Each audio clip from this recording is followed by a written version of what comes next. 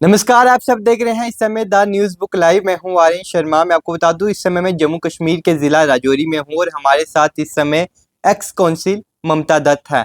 यानी कि जब भारतीय जनता पार्टी राजौरी डिस्ट्रिक्ट में आई थी, यानी कि राजौरी डिस्ट्रिक्ट ऐसा डिस्ट्रिक्ट है जो कि इंटरनेशनल बॉर्डर पर आता है, और तब ममता दत्त ने भारतीय जनता पार्टी का दामन थामा था। यानी कि हम कह सकते हैं कि राजौरी की पहली महिला जिसने भारतीय जनता पार्टी का दामन थामा था। कुछ मीठे और तीखे सवालों से हम बात करेंगे ममता दत्त से, क्योंकि मैं आपको बता दूं कई महिलाओं की, ये हम कह सकते हैं कि कई महिलाएं जो हैं इनसे इंस्पायर हैं, और राजौरी के अंदर एक पहली महिलाएं थे जिन्होंने भारतीय जनता पार्टी का दामन थामा था सबसे पहले। ममता जी, सबसे पहले आपका बहुत बहुत स्वागत है, आपने अपना कीमती समय दिया। सबसे पहला सवाल रहेगा, what are you define yourself in word. अगर आप अपने आप को डिफाइन करना चाहेंगे पब्लिक के सामने, तो किस तरह से एक वर्ड में अपने आप को डिफाइन करेंगे? धन्यवाद आर्यन जी।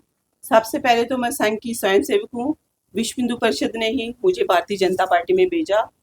जब से मैं भारतीय जनता पार्टी में आई हूँ, अब जिला की उप प्रधान हूँ। भारतीय जनता पार्टी ने मुझे इलेक्शन लड़ाया। मैं वार्ड 12 की एक्स काउंसलर भी हूँ। इसी तरह से मैं कार्य करती हुई बॉर्डर फार फ्लंग्स एरिया है, क्योंकि यहाँ पे महिलाएं नहीं निकलती थी।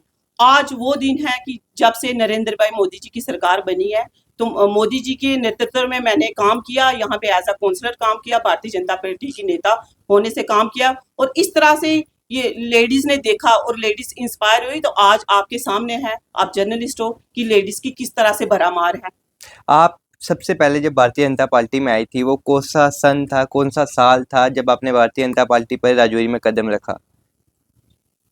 कम से कम 15 से ऊपर साल हो गए मैंने भारतीय जनता पार्टी का दामन थामा। इससे पहले मैंने बोला कि मैं संघ की स्वयंसेवक थी और विश्व हिंदू परिषद में कार्य कर रही थी। वहां से जब मातृशक्ति यहाँ पे आई, भारतीय जनता महिला मोर्चा यहाँ पे तैयार हुआ, तो यहाँ पे मदरलैंड होटल में मुझे वहां पे महिला मोर्चा का कार्यभार दिया गया। उस कार्य को मैं अच्छी तरह से मैंने निभाया, और निभाते हुए मैं जब हमारे माननीय दिनेश जी यहाँ के डिस्ट्रिक्ट प्रेसिडेंट से, तो वे मैं डिस्ट्रिक्ट टीम में आई एज अ सेक्रेटरी के रूप में। उसी तरह से मैं कार्य करती करती करती जब यहाँ पे वुमेन रिजर्व हुआ, वार्ड 12 में मेरा निवास है, वहाँ से मैं इलेक्शन लड़ी। मुझे पार्टी ने इलेक्शन पे उतारा, और ऊपर वाले की कृपा से और राजनीतिक तौर की कृपा से मैं पार्टी इस इलेक्शन में उतरी और अच्छे मार्जिन से मैं जीती हूँ। ममता जी, हम सबसे पहले जो इंटरव्यू करने आए थे वो इस तरह से था, क्योंकि आने वाले दिनों में म्यूनसिपल काउंसिल के इलेक्शन आने वाले हैं। कुछ लोग कहते हैं 2 साल बाद होंगे, लेकिन आने वाले दिनों में जो हमारे पास इंफॉर्मेशन या इनपुट आए हैं, वो बताया ही जा रहा है कि आने वाले 3-4 महीनों के अंदर जो है इलेक्शन होने वाले हैं। म्यूनसिपल काउंसिल के आपने इलेक्शन लड़े थे, आपने जीत हासिल की थी वार्ड नंबर 12 से। क्या कुछ कार्य किए थे, और क्या आने वाले दिनों में इलेक्शन में आप वापिस से खड़े होंगे? हाँ जी, मैंने कार्य बहुत किए। 5 साल में पूरा अपने कार्य में रही हूँ। जैसे लाइट का मुद्दा हो गया, बाथरूम का मुद्दा हो गया, आवास योजना का हो गया, वो किया मैंने। उसके बाद जिस तरह से हमारी बहनें थी, उज्ज्वला योजना के तहत उज्ज्वला योजना दी है। अनगिनत जितनी ये मोदी जी की स्कीमें, सभी का मैंने लाभ दिया है।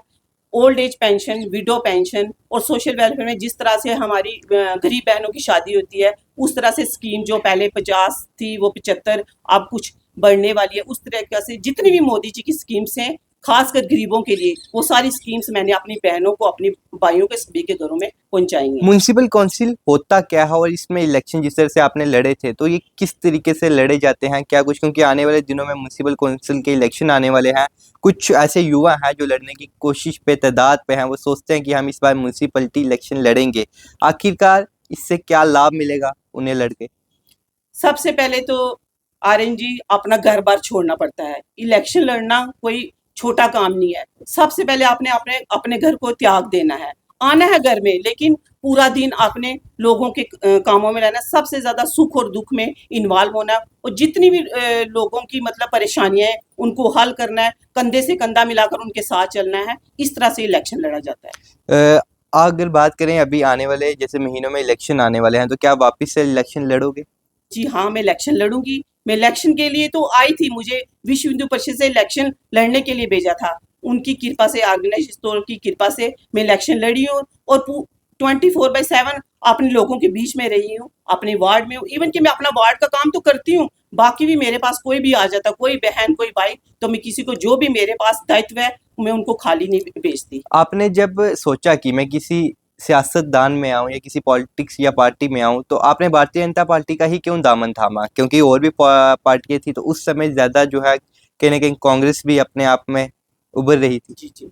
क्योंकि मैंने कांग्रेस को भी देखा और सुना और परखा। मैंने एनसी को भी देखा और सुना परखा और भारतीय जनता पार्टी को जैसा सुना और देखा और परखा। क्योंकि मुझे भारतीय जनता पार्टी की जो विचारधारा थी ना वो पसंद आई। जैसे हाँ मेरी विचारधारा, मैं आप व्यक्तिगत अपनी बात करती हूँ, उसी तरह से मेरी भारतीय जनता पार्टी की विचारधारा है। भारतीय जनता पार्टी गरीबों को ज़्यादा देखती है, गरीबों को ज़्यादा आगे लेके जाती है। ये दुख की घड़ी में ज़्यादा बंदों को शरीक होती है। तो इस तरह से मैंने भारतीय जनता पार्टी का दामन सामा। ममता जी, मेरा एक सवाल रहेगा, मुझे लगता है कि ये सवाल से क्या पता आपको अच्छा लगे या ना लगे, लेकिन मैं पूछना चाहूँगा आपसे सबसे पहले, हर कोई सियासत में आता है पैसा कमाने के लिए। क्या आपने आज तक कितना पैसा कमाया है इस सियासत दौर से?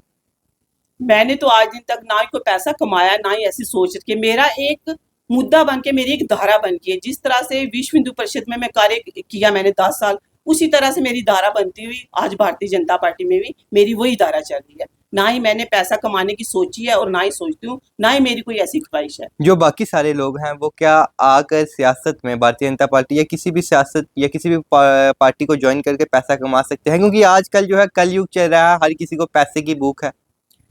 वो आर्यन जी, उनका अपना निजी व्यक्तित्व है, उनका अपना निजी मसला है, वो कमाए ना कमाए मुझे, लेकिन मुझे खुद व्यक्तिगत अपने आप को देखना है, अपनी पार्टी को देखना है। मेरी पार्टी किस तरह से फले फूले, किस तरह से मेरा नाम हो कि एक ममता दत्त नारी शक्ति इस फार फ्लंग एरिया में आई थी, उसने भारतीय जनता पार्टी का दामन थामा था और किस तरह से वो कार्य कर रही है और आगे अपने कार्य की ओर अग्रसर हो रही है। देखिए, अगर आपकी एज की बात करें तो मुझे पता नहीं एग्जैक्ट, लेकिन मुझे लगता है 35 से 40 ईयर की एज हो गया। जी, जी। तो आने वाले दिनों में या आने वाले सालों में क्या कुछ बड़ा सोचा है? क्या एमएलए के इलेक्शंस आने वाले होंगे? क्योंकि अभी 3 साल का दौर है, अभी 5 साल हुए हैं। आने वाले 3 सालों में क्या भारतीय जनता पार्टी आपको कोई टिकट देने की आपको क्या लगता है चांसेस हैं भारतीय जनता पार्टी? क्योंकि मैं बात करूँ आपके और आपके पति की तो वो पिछले कई सालों से भारतीय जनता पार्टी में अपनी सेवा दे रहे हैं, क्योंकि पूरा राजौरी आपके पति को जानता है, संजय दत्त का नाम है उनका। तो आज भी कहूँ कहीं न कहीं वो भारतीय जनता पार्टी से उतना प्यार करते हैं जितना एक आर्मी मैन जो है अपनी मिट्टी से करता है। तो क्या लगता है कि भारतीय जनता पार्टी उन्हें कहीं न कहीं आने वाले कुछ सालों में एमएलए की टिकट्स देंगी या उससे बड़े पद पर रखने की कोशिश करेगी?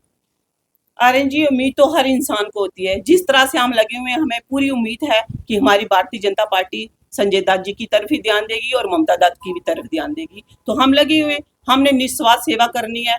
हमें एमएलए के इलेक्शन लड़ाएंगे तो हम तैयार हैं, हमें वार्ड काउंसिलर के इलेक्शन लड़ाते हैं तो हम तैयार हैं। हमें जिस तरह से अपना ऑर्गेनाइजेशन आदेश देती है एक उसी। एक इंसान को उम्मीद होती है, जैसे मैं अगर जर्नलिस्ट कर रहा हूँ तो जर्नलिज्म अभी कर रहा हूँ, मैं अपने आप को जर्नलिस्ट नहीं कहता क्योंकि मैं अभी सीखने के दौर पे हूँ। जी, जी। आने वाले 3-4 साल में अगर हो सके तो मैं जर्नलिस्ट बनूंगा, अगर मेरे में वो लगेगा कि मुझे मैं जर्नलिस्ट बन सकता हूँ। तो मुझे भी पता है कि अगर जर्नलिस्ट बनूंगा तो मेरे यहाँ एक नेटवर्थ होगी, एक कंपनी के अंदर मैं काम करूंगा, मुझे वहाँ से सैलरी मिलेगी। लेकिन भारतीय जनता पार्टी में आपके पति को और आपको कई साल हो चुके हैं, क्या कोई सैलरी इसमें डिसाइड होती है? क्या आपको कोई सैलरी आती है या सिर्फ मुफ्त में समाज सेवा होती है? इसमें कोई सैलरी नहीं आती। ये समाज सेवा एक भाव है। जो इंसान इस भाव को चुन लेता है, उसने एक मिशन बनाया होता है कि हमने ये सेवा करनी है। इसमें कोई सैलरी नहीं है, ये बिल्कुल अफ़वाह है, कोई सैलरी नहीं होती इसमें, यानी कि कोई जितने पैसा। युवा सोच रहे हैं कि हम किसी पॉलिटिक्स पार्टी को ज्वाइन करें तो उनके लिए उनको क्या संदेश रहेगा वैसे आपका? उनको यही संदेश है कि पहले तो पढ़े लिखें, सर्विस करें, अपने फील्ड में जाएँ। अगर नहीं उनका फिर भी मन बनता तो आएँ, खुला है, भारतीय जनता पार्टी खुली है, उसका मैदान खुला है। जिस तरह से हम सेवा भाव कर रहे हैं, वो भी करेंगे। बहुत बहुत धन्यवाद। जिस तरह से आप सबने देखा कि हमारे साथ ममता दत्त थे जो कि राजौरी के वार्ड नंबर 12 के एक्स काउंसिल थे, और ये ऐसी नारी थे जिनने भारतीय जनता पार्टी को पहले ही बार जो है, जब भारतीय जनता पार्टी राजौरी शहर के अंदर भारतीय जनता पार्टी का नारा गूंजा था, तो तब इन्होंने भारतीय जनता पार्टी का दामन थामा था। एक छोटी सी रिपोर्ट थी आने के साथ न्यूज़ बुक लाइव राजौरी।